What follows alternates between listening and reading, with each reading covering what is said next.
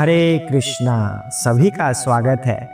आज की श्रीमद् भागवत कथा में हम जानने वाले हैं कि जब भक्त को भगवान से विरह होता है तब क्या होता है, किस तरह से वह सहन करता है भगवान का वियोग। हम लोगों में से भी यदि कोई भक्त बन जाता है और यदि उसके अंदर विरह की भावना उत्पन्न हो जाती है, उस समय क्या होता है, ये सब आज हम जानने वाले हैं। उससे पहले गुरु महाराज की एक छोटी सी वंदना कर लेते हैं ताकि गुरु महाराज का आशीर्वाद हमारे साथ हो और हम भागवत कथा सुनने के अधिकारी भी हो और ये श्रवण करने का हमें लाभ भी हो। कौन सा लाभ? आध्यात्मिक लाभ। तो सभी अपने अपने गुरु महाराज का स्मरण कीजिए। हरे कृष्ण। ओम ज्ञानतिमिरान्धस्य ज्ञानाञ्जनशलाकया चक्षुरुन्मीलितं येन तस्मै श्री गुरुवे नमः। जय श्री कृष्ण चैतन्य प्रभु नित्यानंद श्री अद्वैत गदाधर श्री वसादि गौर भक्तवृंदा। हरे कृष्ण कृष्ण कृष्ण हरे हरे, हरे राम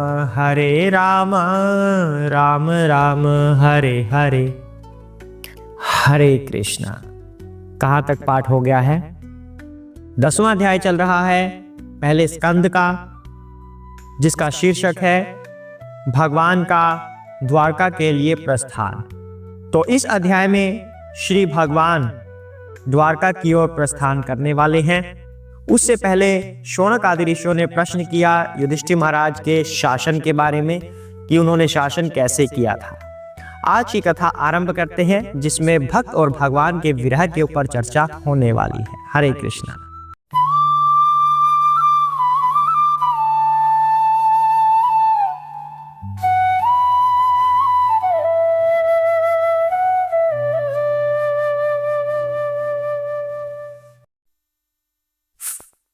ओषित्वा हस्तिनापुरे मासान् कतिपयान् हरिः सुहृदाम च विशोकाय स्वसुह च प्रियकाम्यया। हरे कृष्ण। भगवान श्री हरि अपने संबंधियों को सांत्वना देने तथा अपनी बहन सुभद्रा को प्रसन्न करने हेतु कुछ महीने हस्तिनापुर में रहे। हरे कृष्ण। कुरुक्षेत्र युद्ध के पश्चात सभी हस्तिनापुर में उपस्थित थे। महाराज युधिष्ठिर, उनके सभी भाई, माता गांधारी, कुंती माता, सभी पांडव, सुभद्रा, द्रौपदी, सभी वहां पर उपस्थित थे। तो उस समय सभी को सांत्वना की आवश्यकता थी और मुख्य रूप से गांधारी माता को, क्योंकि उनके तो इतने सारे पुत्र मारे जा चुके थे। उसके साथ साथ सुभद्रा को भी सांत्वना की आवश्यकता थी, क्योंकि सुभद्रा का विवाह तो कुछ ही समय पहले हुआ था और उनका एक पुत्र अभिमन्यु वो भी युद्ध में मारा जा चुका था।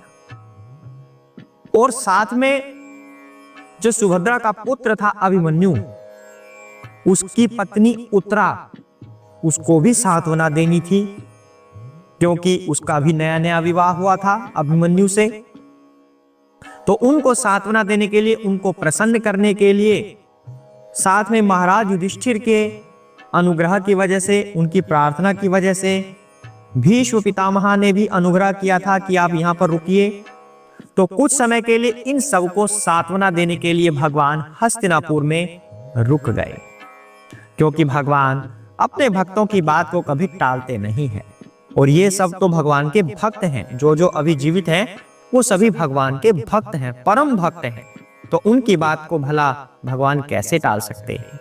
आगे बढ़ते हैं, क्या कहते हैं। आमन्त्रया च अभ्यानुज्ञाता परिष्वज्याभिवाद्यताम् आरुरोह रथं कैश्चित् परिष्वक्ताभिवादिताः। हरे कृष्ण। तत्पश्चात जब श्री भगवान ने प्रस्थान करने की अनुमति मांगी और राजा ने अनुमति दे दी, तो श्री भगवान ने महाराज युधिष्ठिर के चरणों में नतमस्तक होकर प्रणाम किया और राजा ने उनको गले लगा लिया। इसके पश्चात अन्य व्यक्तियों द्वारा गले मिलकर एवं प्रणाम स्वीकार करके वे अपने रथ में आरूढ़ हो गए। तो यहाँ पर जो महाराज युधिष्ठिर है, देखा जाए तो सामने भगवान श्री कृष्ण हैं और युधिष्ठिर महाराज को भगवान के चरणों में झुकना चाहिए, पर हो रहा है यहाँ पर उल्टा। उल्टे भगवान युधिष्ठिर महाराज के चरणों में प्रणाम कर रहे हैं। अब ये कैसी लीला है? ये तो अद्भुत लीला है कि भगवान किसी के चरणों में पड़ रहे हैं। अब जो लोग भगवान के भक्त नहीं हैं तो वो तो संदेह करेंगे कि यदि ये भगवान होते तो किसी के चरणों में क्यों प्रणाम करते? ये भगवान नहीं है। तो जो अभक्त होते हैं वो इस तरह से संदेह करते हैं और भगवान की सत्ता को नहीं मानते। लेकिन ये भगवान की लीलाएं होती हैं। महाराज युधिष्ठिर भगवान श्री कृष्ण के बड़े फुफेरे भाई हैं, उनके फूफा के या बुआ के बेटे, और जो उनसे आयु में बड़े हैं। अब आयु का मतलब क्या है? वैसे तो भगवत गीता के अनुसार आत्मा कभी ना जीती है ना मरती है, कभी जन्म नहीं होता, हमेशा से है। लेकिन जिन शरीरों की अब बात हो रही है भौतिक रूप से, युधिष्ठिर महाराज भगवान श्री कृष्ण से पहले आए इस भौतिक शरीर में, तो इसलिए वो बड़े भाई हुए। और सबसे महत्वपूर्ण बात, युधिष्ठिर महाराज भगवान के परम भक्त हैं, भगवान श्री कृष्ण के परम भक्त हैं। तो भगवान को बड़ा आनंद आता है जब उनका कोई भक्त उन्हें प्रेम पूर्वक छोटा समझे और छोटा समझ के दुलार करे, तो भगवान को इसमें बड़ा आनंद आता है। इसीलिए भगवान छोटा भाई बनकर बड़े भाई युधिष्ठिर के चरणों में प्रणाम कर रहे हैं और उनका दुलार प्राप्त कर रहे हैं। युधिष्ठिर महाराज बड़ा भाई होने के नाते उन्हें स्वीकृति भी दे रहे हैं कि हाँ, आप मेरी प्रार्थना पर आप यहाँ रुके थे और अब आप प्रस्थान कर सकते हैं आपकी इच्छा के अनुसार। तो युधिष्ठिर महाराज ने उन्हें जाने के लिए अनुमति दे दी, लेकिन अंदर से तो वो भक्त हैं। उसके बाद भगवान श्री कृष्ण अर्जुन से और भीम से मिले। उनसे तो फिर वो गले मिलते हैं, क्योंकि उन दोनों की उम्र बराबर है। दोनों कौन? अर्जुन और भीम की उम्र भगवान कृष्ण के लगभग बराबर है। तो बराबर बराबर वाले तो गले मिल लेते हैं, जबकि अंदर से वो भी भक्त हैं। पर भगवान को पसंद क्या है? अपने भक्तों से कोई ना कोई रिश्ता बनाना। जैसे युधिष्ठिर महाराज के छोटे भाई बन गए, अर्जुन के भाई बन गए और नकुल और सहदेव के बड़े भाई बन गए। तो वहां पर नकुल और सहदेव भगवान कृष्ण के चरणों में प्रणाम कर रहे हैं। तो छोटे बड़े की मर्यादा में भगवान लीलाएं कर रहे हैं और आनंदित हो रहे हैं। ये होती हैं भगवान की लीलाएं। कोई अभक्त यदि आपसे कुछ कहे तो कुछ मान मत लेना। भगवान श्री कृष्ण अपने भक्तों से अलग अलग तरह के रिश्ते बनाना पसंद करते हैं। यदि भक्त चाहे तो जबरदस्ती नहीं करते भगवान। भक्त कोई भगवान से रिश्ता बनाए तो भगवान उसे स्वीकार करते हैं। यदि आप भगवान को अपना पिता बनाना चाहें तो भगवान आपका पिता बन जाएंगे। यदि आप भगवान को पुत्र बनाना चाहें, लड्डू गोपाल के रूप में या किसी और स्वरूप में, तो भगवान आपके पुत्र बन जाएंगे। प्रेमी बनाना चाहें तो भगवान आपके प्रेमी बन जाएंगे। भगवान आपके शत्रु भी बन जाएंगे यदि आप चाहते हैं कि भगवान मेरे शत्रु बने। वैसे तो भगवान किसी के शत्रु है नहीं, पर यदि भक्त चाहे कि शत्रु की तरह मुझसे व्यवहार करे भगवान, तो भगवान शत्रु भी बन जाएंगे। जैसे कंस के बन गए, क्योंकि कंस उन्हें शत्रु रूप में ही देखता था। तो भगवान हर तरह का रिश्ता आपसे निभाने के लिए तैयार बैठे हैं। केवल बाकी क्या है? हमारी इच्छा होना कि हमें भगवान से ये रिश्ता बनाना है। हर रिश्ते में भगवान आनंदित होते हैं। आगे देखते हैं क्या कहते हैं। अब आएगी बारी विरह की भावना की। सुभद्रा द्रौपदी कुंती विराट तनया तथा गांधारी धृतराष्ट्र च यूयूतसुः गोत्माहयमो वृकोदराः च धौम्याः च श्रियमत्स्यसुतदयः न से हीरे विमोहयन्तो विरहमशांगधानवाना। हरे कृष्णा। उस समय सुभद्रा, द्रौपदी, कुंती, उत्तरा, गांधारी, महाराज धृतराष्ट्र, युयुत्सु, कृपाचार्य, नकुल, सहदेव, भीमसेन, धौम्या तथा सत्यवती सभी मूर्छित से हो गए, क्योंकि भगवान श्री कृष्ण का वियोग सह पाना उन सब के लिए असंभव था। हरे कृष्ण। तो अब भगवान रथ पर आरूढ़ हो गए हैं। सभी को प्रणाम करके या उनका अभिवादन स्वीकार करके, छोटों लोगों को आशीर्वाद देके और बड़ों का आशीर्वाद प्राप्त करके भगवान मर्यादा निभाते हुए रथ पर आरूढ़ हो गए। और जैसे ही इन सभी लोगों को लगा जिनके नाम गिनाए गए हैं, गांधारी माता, कुंती माता, युयुत्सु, सभी पांडवजन, सबके लिए ये वियोग सह पाना असंभव सा हो गया, असहाय हो गया। क्योंकि जो भी भगवान के भक्त होते हैं, सच्चे भक्त होते हैं, यदि एक क्षण भी भगवान के सानिध्य में रह जाए तो फिर भगवान के बिना वो नहीं रह सकता। अब आप कहेंगे हम भी तो भगवान के बिना रह रहे हैं, हम पहले गोलोक वृंदावन धाम में थे, आप ही तो कहते हैं कि गोलोक वृंदावन धाम में थे हम पहले, वहां से हम यहाँ पे आ गए हैं, तो हम भी तो वहां पर रहते थे, तो हम कैसे रह रहे हैं भगवान के बिना? तो यहां पर यह बात नहीं हो रही। हम लोग माया के वशीभूत होकर भगवान को भूल जाते हैं, लेकिन यदि एक पल भी हम भगवान के सानिध्य में हो जाएं तो भगवान भक्तों के लिए इतने आकर्षक हैं कि भक्त भगवान के बिना फिर रह नहीं सकता। यदि आपको सपने में भी भगवान दर्शन दे जाएं तो आप अपने असली जीवन में भगवान के बिना नहीं रह सकेंगे। तुरंत आप वृंदावन की तरफ भागेंगे कि मुझे तो भगवान से मिलना है, बावरे से हो जाएंगे। तो ब्रज की जो गोपियां हैं उनका भी कुछ ऐसा ही हाल था। जब मथुरा की तरफ भगवान प्रस्थान कर रहे थे कंस के बुलावे पर, तब गोपियों का, बाल ग्वालों का क्या हाल था वो हम सोच भी नहीं सकते, क्योंकि वो भगवान के शुद्ध भक्त थे, परम भक्त थे और भगवान के साथ तो कई साल वो रहे थे। तो फिर वो भगवान के बिना कैसे रह सकते हैं? इसे कहते हैं विरह की भावना। यदि किसी को भगवान से सच्चा प्रेम हो तो वो भगवान के बिना रह नहीं सकता। एक दूसरे के बिना हम रह सकते हैं, लेकिन भगवान के बिना नहीं रह सकते।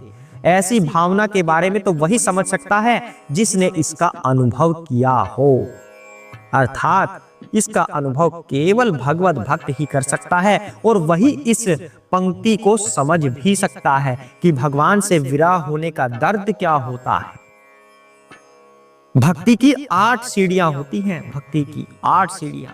जो अंतिम सीढ़ी है वो प्रेमा भक्ति है, भगवान से प्रेम करना, और उस प्रेम में भी जो अंतिम सीढ़ी है वो विरह की भावना है, अर्थात जो अनलिमिटेड भगवान से जो प्रेम होता है, जिसकी कोई सीमा नहीं है प्रेम की, वो होती है विरह की भावना में भगवान से जो प्रेम हो। ये सर्वोत्तम स्थिति है भगवान की भक्ति की, विरह की भावना में प्रेम होना। और यदि किसी व्यक्ति को यह स्थिति मिल गई तो उसका भगवत धाम जाना तय समझिए, उस पर भगवान की कृपा हो गई है। जब अश्रुपात होने लगे आंखों से भगवान को याद करते करते, तो समझिए विरह की भावना करीब आ गई है। और नकली आंसू पे मत जाना कि हम अपने भौतिक जीवन से तंग आकर इतने इमोशनल हो चुके हैं कि कोई भी बात हमें चुभ सी जाती है, भगवान की बात हमें एकदम से इमोशनल कर देती है और आंखों से आंसू टपक गए। उसकी बात नहीं है कि हम भौतिक जीवन से तंग आकर रो रहे हैं। नो, भगवान से विरह की स्थिति में जब आंखों से अश्रुपात होने लगे तो समझिए भक्ति की सर्वोत्तम स्थिति आपने प्राप्त कर ली है। और यदि राधा रानी से वियोग हो तो वो तो और भी ज्यादा कष्टकारी है। राधा रानी और भगवान श्री कृष्ण का मिलन कुरुक्षेत्र की भूमि में हुआ था, सूर्य ग्रहण के समय पर। तो वहां से भी जब भगवान का विरह हुआ तो वो भी सहन करने योग्य नहीं था। इतना कष्टकारी भगवान से विरह होता है। तो यही विरह की भावना हमें भी उत्पन्न करनी है। जो महान संत होते हैं उन्हें ही केवल ये विरह होता है। आम लोगों के अंदर ये भावना इतनी आसानी से पैदा नहीं होती। यदि हम भगवान का नाम जप करते रहें, हमारे अंदर से मलिनता निकलती रहे, जब हम पूर्ण रूप से पवित्र हो जाएंगे शरीर से भी और आत्मा से भी, तब जाकर धीरे धीरे भगवान से प्रेम उत्पन्न होता है। वरना प्रेम भी उत्पन्न नहीं होता। स्वार्थी ही रहते हैं हम कि भगवान जी ये दिला दीजिए, मैं आपकी पूजा करता हूं, मैं आपका प्रसाद बांटूंगा, भगवान जी ये दिला दीजिए। नहीं तो हम स्वार्थ से ही भगवान के पास जाते हैं, प्रेम से नहीं जाते। अपने अंदर प्रेम जगाइए। और अब आप कहेंगे प्रेम हम क्यों करें जी, ये तो मजबूरी हो गई हमारी भगवान से प्रेम करना, क्योंकि दूसरा रास्ता नहीं है। ये भी सत्य है, लेकिन दूसरी बात यह है कि प्रेम क्यों करें, क्योंकि भगवान हमेशा हमारा भला चाहते हैं। इतना भला तो हमारे माता पिता नहीं चाहते होंगे जितना भला भगवान हमारा चाहते हैं। भगवान हमें कभी भी कष्ट में नहीं देख सकते। हमारे कर्म होते हैं जिसकी वजह से हम दुखी रहते हैं, लेकिन भगवान उन दुखों में भी हमारा सुख उत्पन्न कर देते हैं। यदि 100% आपको दुख मिलना है तो भगवान उसको मुट्ठी भर, चींटी भर में बदल देते हैं उस दुख को। अर्थात भगवान कभी भी हमारा दुख सहन नहीं करते, वो हमेशा हमारा भला ही चाहते हैं। ये कारण होना क्या कम है कि हमें भगवान से प्रेम होना चाहिए। सामने वाला हमसे इतना प्रेम करे और हम उनसे प्रेम करें ही ना, ये कौन सी बात हुई। आपको अपने स्कूल कॉलेज में कोई थोड़ा सा बोल दे कि हाँ मुझे प्रेम है, तो साथ में लग लेते हैं आप। पर भगवान चिल्ला चिल्ला कर कह रहे हैं कि मुझे अपने सभी बच्चों से प्रेम है। हम अपने जीवन में देखते हैं कि भगवान हमें पग पग पर कैसे बचाते हैं। तो क्या हमारा ये कर्तव्य नहीं कि हम भी भगवान से प्रेम करें, हमारे अंदर भी विरह उत्पन्न हो भगवान से मिलने के लिए। यदि विरह उत्पन्न होगा तभी भगवान मिलेंगे, ऐसे प्रसाद बांटने से भगवान नहीं मिलते। समझ रहे हैं ना। वो एक अलग क्रिया है, प्रसाद भी बांट सकते हैं, उससे भी शुद्धिकरण होता है, लेकिन जो भगवान से मिलने की प्रक्रिया है वो विरह की भावना। जब हमें कोई इतनी शिद्दत से हम किसी चीज को चाहते हैं, कहते हैं ना कि पूरी कायनात उससे मिलवा देती है आपको। यदि भगवान से मिलने की हमारे अंदर इतनी तड़प हो तो भगवान स्वयं आपका आलिंगन कर लेंगे। आज के लिए इतना ही करेंगे। कैसी लगी कथा ये अवश्य ही बताइएगा। ऐसे ही धीरे धीरे धीरे धीरे हम भागवत कथा आगे श्रवण करते ही जाएंगे। हरे कृष्णा। ओम नमो भगवते वासुदेवाय।